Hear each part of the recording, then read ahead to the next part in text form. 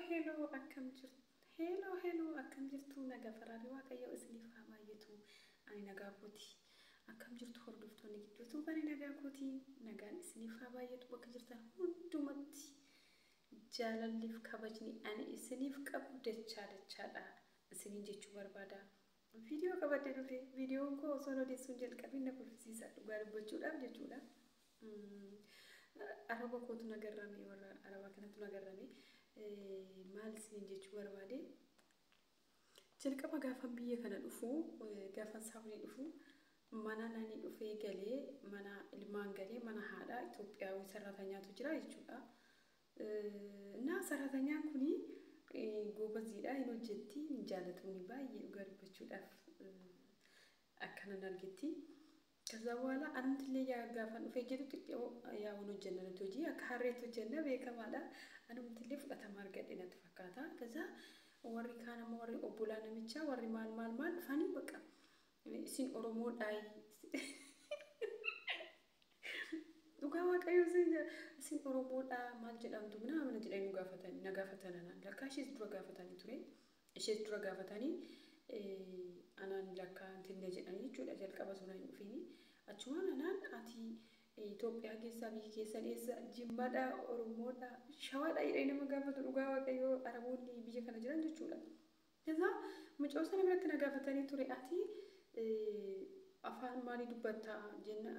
ati oromoodha miti biyyi kee oromoodha miti naan jedhan biyyi kee oromoodha biyyi kee oromoodha miti jenna lakki ani Itoophiyaawidha garuu afaanan ani dubbadhu afaan oromoo jedhama nuti hundumti keenyayyuu Itoophiyaanota akkasiidha afaantu afaan baay'eetu jira kanaaf afaan keenyatu adda malee jenna bakka ishii kana afaan oromoo dubbattu jedhanii sararatanyaa biraa fidachuudhaaf nu fidinaan jedhanii ndawum ani mucaa wayii fiduudhaaf mana prosesii xumurree xiqqoo achi mucaa jala mirmara rakkina godhatee mucaa sun haftee jechuudha achumaan osuma akkazennu osoo dhuma afaan oromoo nama dubbatu nu fidaa jedhanii mucayyoon isheen yeroo nan dhufu jirtu suni nan gala jettee beeksisteeni gaafa kana xoorinnatii jalqabanii jechuudha xoorinnatii jalqabanii achi booda otoo mucayyoon sun deemteen galin anumtillee nan gala jedhee intinii kaasiifi jechuudha hasaabaa itti mi'i anis galuun barbaada wajjin keessa na tulfaate ijoollee keessa wajjiniini ani doom nan gala jedhe yookiin mindaanaa dabalaa yookiin biyya kootti na galchaa nan gala jennaaniin nuti birriin qabnu siin dabaluu sararatanyaa fidanii si galchina naan jedhanii jechuudha amma numaan cufnee amma sararatanyaa fidanutti nuuf jedhu jennaan ishee abshiruu rakkoon hin jiru nan jedhanii jechuudha ishi jennee amma siin akkasumatti osoo jiraachaati jiru osoo maanis hojii koo hojjechaa jiru amma yoona isaan nama waan hin fidanneef kaleessa guyyaa jimaataa min gizeem bakka itti sabasabamanii buna namna dhuganii raata nyaataan qabu mana haadha namicha ani bira hojjedhu kana jechuudha guyyaa jimaataa achitti sabasabamu akkuma durii isaanii sabasabamaniiru kaleessa yaa እንግዲህ beektu jarri gaafadde tokkotti wal gaan asaan saanis oduun saanis maali saanis waa'ee sarratanyaaf bicha akka ta'e inni beektu waan ta'eef isitti himu kana kaza achitti sabasabamanii maal jedhu osoo ta'anii hasaanii waa'ee sarratanyaa odeessu mucaa xiqqaan jira mucaan kaatee gaafa haadha bira deemu mucaa san fuudhu deeme jechuudha na sarratanyaa suntu maal jetti tokkotu Itoophiyaa fidachuudhaaf ani prosesii jalqabeera mana jetteetti himti godanyaan isaanii kan keessa yeroo hunda dhufnee wayii jetti jechuudha akkas Itoophiyaa akkamitti fidda Itoophiyaa sirrii miti Itoophiyaa akkamittiin jalqabde nu hin gaafattu nu hin nutti bilbiltu gaafa qe'ee dubbachuudhaaf jechuudha maal makkan jedhu wallaaleen kaza wala akkamitti Itoophiyaa fidda isaanii ko sirrii miti isaanii ko nama sodaachisu isaanii ko aksidha kinoo osoo hojjetiin galuu fidha hin tokko galte kunoo shin kunis galuu fidha ምናምን ጀግና ሙጫው ካላን ጀቹዳ አቹማን ስምቲ ናበዳ ለፊት ሳሪ ጅራ ጀቹዳ አማን ጀላኒ ካአኒ እሺሪ ሞባል ጀቴ ለኪ አኒ ኢትዮጵያ ጅማ ፍደቻ ጅራ ጋዋ ካዩንስ ሊንጀራ ለኪ አኒ ኢትዮጵያ ጅማ ፍደቻ ጅራ ኢትዮጵያ ጅማ ከናንድራ ኢትዮጵያ ጅማ ጀቴ ጋዋ ካዩንስ ሊንጀራ ኢትዮጵያ ጅማ ከናንድራ ሀደ ኮብረ ቱርቴቲ ከናፍ አኒ ኢትዮጵያ ጅማ ትከን ፍደቻ ጅሩ ኢትዮጵያ ጅማ ማፊ ፍደቲና እና Itoophiyaa Jimmaa maaf fidatiin asin Itoophiyaan Jimmaa baay'eedha. Itoophiyaan Jimmaa hojiin hojjetu. Itoophiyaa Jimmaa fidachuu qabdu ture isintu balleesse. Itoophiyaan Jimmaa waggaa 5 mana dhaqotii teessee kun amma har'atu hojjechaa jirti. Maaliif isin Itoophiyaa iddoo biraa fidattanii Itoophiyaa Jimmaa maaf fidatiin itti nan du'ee dhugaa achi deemee galuu dadhabee jechuudha. Kaleessa dhugaa isin jedha. Dhugaa dubbachuudhaaf baay'ee nagarramee baay'ee tokko nama jibbisiisaa jechuudha. Jechuun garamitti deemaa jira. Haalumti biyya keenyaa iyyuu garamitti deemaa jira bakka. Rakkinni keenya liinatii keenya inni biyya keessaa akkuma jirutti ta'ee dhugaa dubbachuudhaaf baay'ee nama ajaa'iba. Hanga kana Arabni ati Amaaraadha, ati Oromoodha, ati afaan maalii dubbatta jedhanii amma nama gaafatan dirasirra qaqqabu jechuun dhugaa rabbii isin jedha. Baay'ee tokko nagarramee maqaan baay'ee tokko maaliif baka hanga kana machees sarratanya dhumarraa baruu malee ishii isayyuu bokkoo kan nagarramee haa ta'u ishii biyya keessatti iyyuu hundumtuu wal qoqqoodeera waa'ee tokkummaa manaamini hin jiru. Garuu immoo isaan akkuma keenya akkuma biyya keessatti fakkeenyaaf yeroo tokko nan argaa ijoolleen baay'een deebi'anii wal abaaruun ijoolleen afaan Oromoo dubbatan yeroo ijoolleen Oromoo ta'anii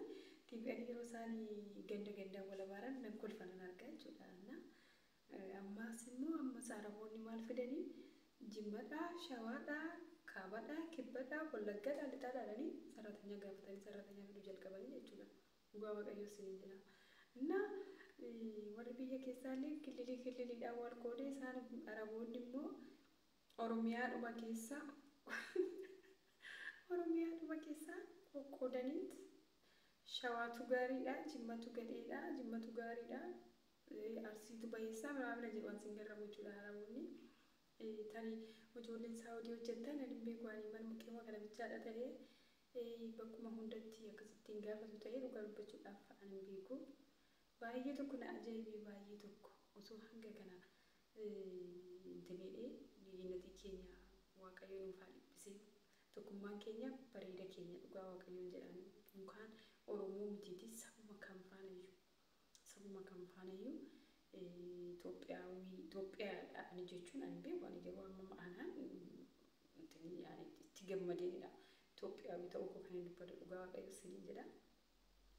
Maaliif wanta barbaade yoo ta'e malkiin keenyas adda adda ta'u dhibdi keenya tokko. Eenyumti jechuudha. Innaa Araboonni akkasittiin akkasinaan jedhanii nuun jedhu akkasittiin akkas nu godhanii hanga kana dura maraatanii bakka Itoophiyaa namti bichaan qe'ee keenya haa dhufu warri jechaa ture. Akka waan zarii isaanii jala ajjeesne Itoophiyaa akkamitti fidduun duruu Itoophiyaa jaaladhuun duruu Itoophiyaa dhuma jibbaan duruu Itoophiyaa nuti matoon arguu baadhee mana kootti kan hin galchuu miti. Minaamina sababni isaan jiraniif sababa mucaa osoo hin galtee anis immoo nan gala jedheef jechuudha. Mina akkasii isinii jedha Waaqayyoo tokkummaa keenya nuuf haa jabeessu dhugaa Waaqayyoon jedha. Ijoollonni baay'een immoo dhugaa isinii jedha ijoollonni gaafa akkasittiin isaan akkasiin gaafata minaamina. Osoo ani Itoophiyaawidha. Afaan nan dubbadhu garuu afaan akkasitti illee osoo jettanii gaariidha dhugaa dubbachuudhaafi. Maaliif hanga Araboonni ati Jimmaadha, ati Arsiidha, ati Baaleedha, ati Harargeedha waan jedhan sirraa intinii jechuu sirrii miti dhugaa dubbachuudhaaf sijjamma Arabootatti intinii ofiiyyuu odeessuun ani beeku. Naa akkasitti isiniin jedha. Akkasitti jarree akkasuma godhanii akkasuma nuun jedhan kaleessa isiniin jedha. Hundumaatiyyuu du'eetanii simbiraan gahaa jira warri kana gaggabu guddina golfuu guddina akkasii jedheefi naaf jiraadhaa galatooma ulfaadhaa isiniin jaaladhaa viidiyoo ilaalaa sabskiraayib sheer